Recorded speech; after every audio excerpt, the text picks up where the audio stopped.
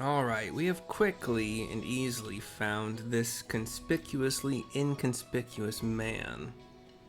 A lalafell man in pink, kind of, I call it like a fisherman's tunic or kimono, fisherman's hat, or gardener's hat, whatever you want to call it. We're outside of the Shiokaze hostelry in Kugane for the quest, A Hingan Tale, Nashu Goes East. Level 70. Here we go. Hey, you're Eorzean, right? An adventurer, maybe? Good at killing and whatnot? I say something to him. Me? Oh, I'm no good at it. I mean, other than the occasional rat, but I've got a job for you, if you're interested. So there's this Makote girl, this incredible, beautiful, wonderful girl in this tavern, right? Come all the way from Eorzea like you and me. So beautiful, this girl, so beautiful. But in this weird, strange place where people are bowing all the time and getting on the ground and tucking their legs under them, a young girl traveling by herself is in danger. Some bad people could trick her and take her and make her do, things. I don't know why he's huffing and puffing, but he's huffing and puffing. Anyway, get in there and keep her safe. I'll be watching. He goes running away. What a weird start to this. I don't see sign of her on the bottom floor. This hostelry has a few floors to it. Just going, if an inner staircase going up and up. She is talking to Gyodo, one of those little fish guys. Hey Nashu, cutscene.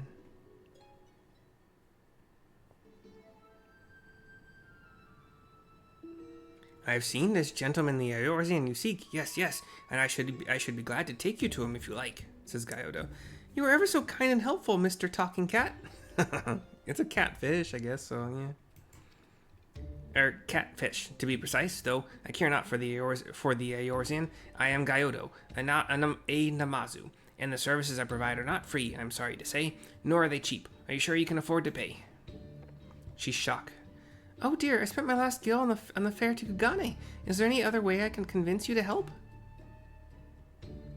The camera rotates to show me looking at the fishman, looking menacing.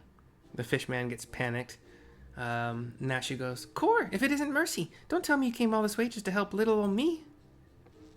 I explain why I'm here, or something.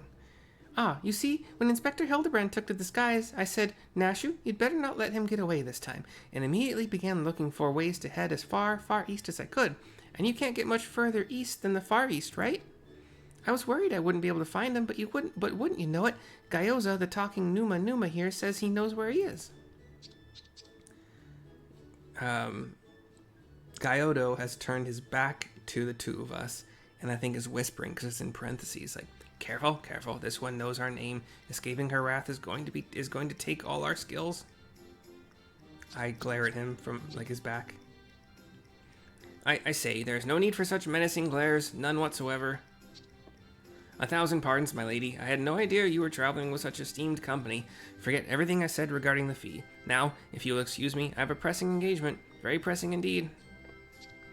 Nashu gives the little, surprised emote. Wait, you haven't told me where the inspector is yet.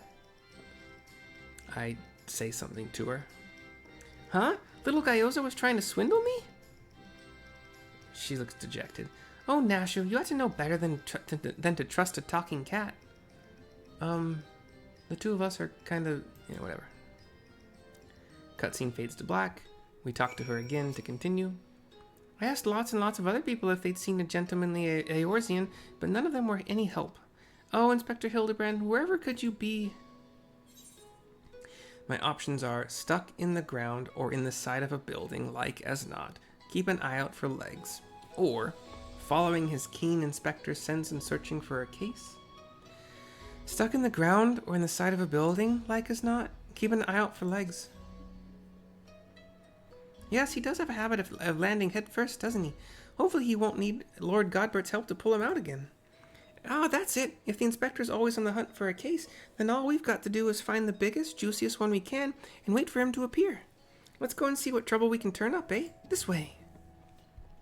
But you agreed with me and then you said the opposite thing. I just finished like 30 minutes ago, the final Heavensward Hildebrand Manderville quest, and we got Gigi here as a reward. My new favorite minion. Like, right up there with Alpha. I have... Oh, so we got some places to search here in Kugane, which is the main city as part of the Stormblood expansion. We have this... What are they called? Rogadin male samurai dude here next to the Aetheryte, Kyusen. Unsolved crimes. It so happens that a number of properties owned by wealthy merchants have been pillaged this past fortnight.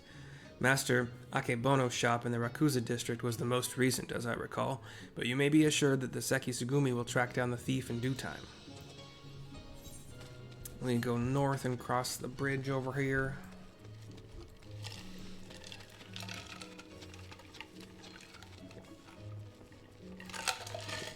To the Rakuza district to find our second person to talk to. Conspicuously inconspicuous man again. Cutscene. He's watching Nashu from behind a corner of a building. She's talking to some lady. Gives her a bow. Lady bows back. I'm looking at the little lalafell dude. All right, you got me, Miss Samurai. But I'm not a samurai right now. But before you do anything rash, like arrest or torture or chop me into tiny little bits with that sword of yours, know that I never touched her. I mean, I never even had the chance. I'm sorry. He jumps to his knees in that like Japanese professional apologizing kind of style. Oh, you're that Eorzean adventurer. I thought you looked familiar. Woo. For a moment there, I thought I was done for. Those Seki Sugumi don't mess about. All cut first and ask questions later, you know? No romance in their hearts. They wouldn't understand. I say something to him. So it's not just crimes, but big, incredible crimes you want to know about? Incidents the likes of which send ripples through time and space, through fate and destiny? He stands. It was 5 years ago, or maybe it was last week. I'm not so good with time lately.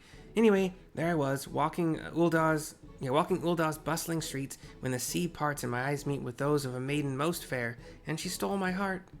It was like 2 grains of sand in the desert looking at each other, and one of those grains knowing that it was destined to spend the rest of its life with the other grain, because she had this whole sultry scribe thing that made him so...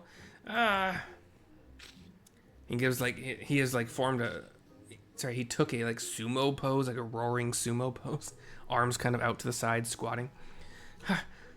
Ever since that day, I've watched over her from afar, a silent guardian, a humble protector.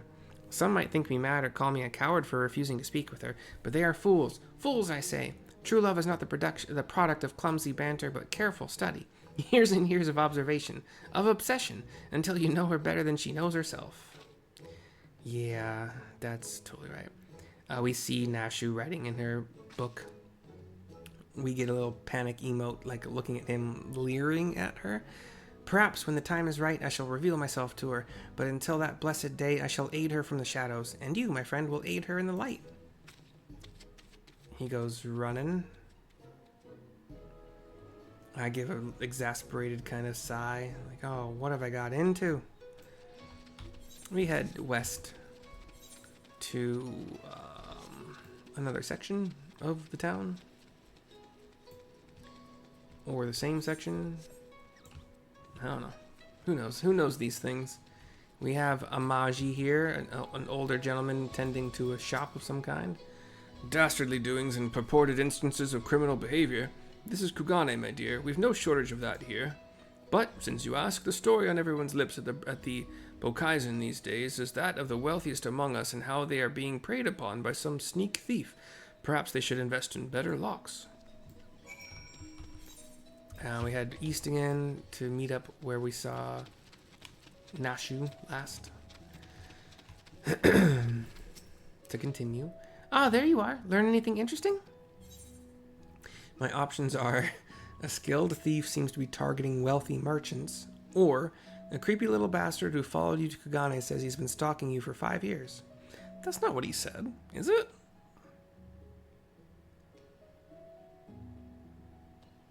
don't... He didn't mention that he had been doing it for 5 years. He said that he would do it for a lengthy amount of time in order to know everything he can. Whatever. A skilled thief seems to be targeting wealthy merchants. A series of robberies committed by a mysterious thief? Oh, that's just the thing. Well done, Mercy. Our next order of business should be to track down this Akebono and ask him about the latest incident. I don't think it was Akebono, but she gets things wrong. It's part of the charm. We head east some more. Some stalls or shops or whatever set up here. Nashu is peeking around a corner at who knows what. Cutscene, talking to her to continue. Probably my last video of the night. My voice is definitely going. He certainly looks like a well-to-do merchant. There are two gentlemen talking to each other. One has a huge, like, super long mustache, like, straight out to the sides. Is that a disguise? A right proper lad says, "That fiend, that despicable rapscallion, the nerve of him to make mock of us. My thanks to you, Master Akebono, for all your help. I swear to you on my honor that this sneak thief shall be brought to justice forthwith. And with that, I bid you good day." That's the guy who has a samurai ponytail who's got his back to us. No words so far from the super mustache man. Ah, so it is Akebono. Let's go and ask him about the robbery. Sorry for the crack right there. The two bow to each other. Akebono ponders. Nashu goes from behind her corner only to be tackled accidentally by the youth that was talking to Akebono running from him. But like, not like running from him, but like running in a direction away from him. Our conspicuously inconspicuous little lalafell panics at this, kind of on the screen, but dashes away again. The lad says, "Forgive me, my lady. In my haste, I did not see you. Are you all right? Shall I summon a healer?" Nashu is on the ground on her butt, with her knees also touching the ground, legs kind of splayed out, looking up at him. But she stands. "Don't worry, I've taken bigger knocks to the noggin than that. Hey, you aren't one of them samurai, are you?" The camera goes from his feet to his head. He's got a scar vertically running from above his left eye all the way down to the corner of his mouth. Dark black hair, dark black ponytail, obviously, put there. Kimono, brown, samurai sword. "Shigure, at your service, milady."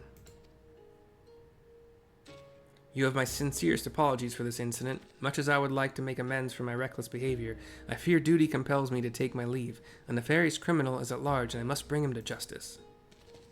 He goes running. Oh, that's all we need. Competition. Oh, that's all we need. Competition. Well, I'm sure Inspector Hildebrand and his faithful assistants won't lose to the likes of him. That merchant must know something important for Shigure to go running off like that. Let's find out what it is. She goes walking over to the mustache man, who is still thinking in the same spot we'd last seen him. "Greetings and salutations, Master Akebono. My name is Nashu, Agent of Inquiries, Extraordinary Inspector, and this is Mercy, who's also got a knack for it. Can you tell us about the recent robbery?" "Ah, inspectors. I had heard rumors that one such as you were come from the west. You seem an honest sort, so I will oblige your request. This very morning, one of my assistants found my establishment unlocked, and when he went inside to investigate, he discovered that my most prized possessions had been stolen. To make matters worse, in their place he found this message." Sorry. You have just been robbed by the Kugane wolf burglar. Wolf burglar? "Surely you've heard about his recent exploits. Similar calling cards were found at the scene of the other robberies. And now I too have become a victim." A series of robberies committed by a thief with a calling card? Oh, there's no way Inspector Hildebrand's going to be able to resist the lure of this case. I thought the two of you were inspectors, but it makes no difference to me who catches the criminal, and since the Sekisugumi seem to be at a loss, you will be generously rewarded for any information that leads to the recovery of my stolen property. I wish you well in your investigation." He gives a hands on thighs bow, and she bows back, hand on chest.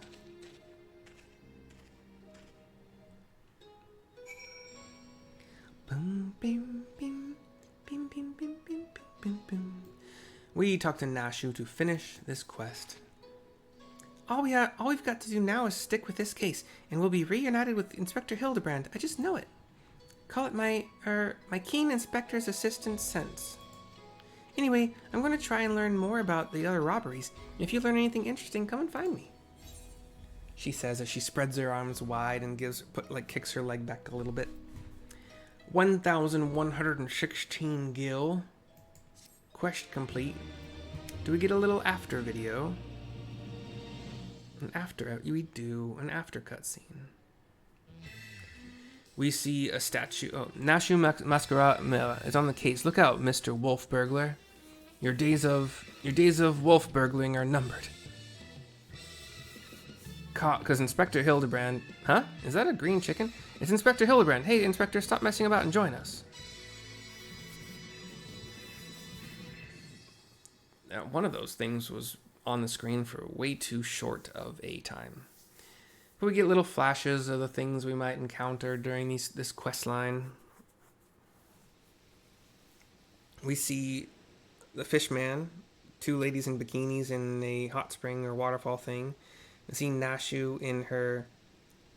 Cor, it's been too long since I've had a chance to whip up a batch of Nashu's delights. You can be sure I'll be putting these little darlings to good use next time. She's hopping for joy. She's got like a...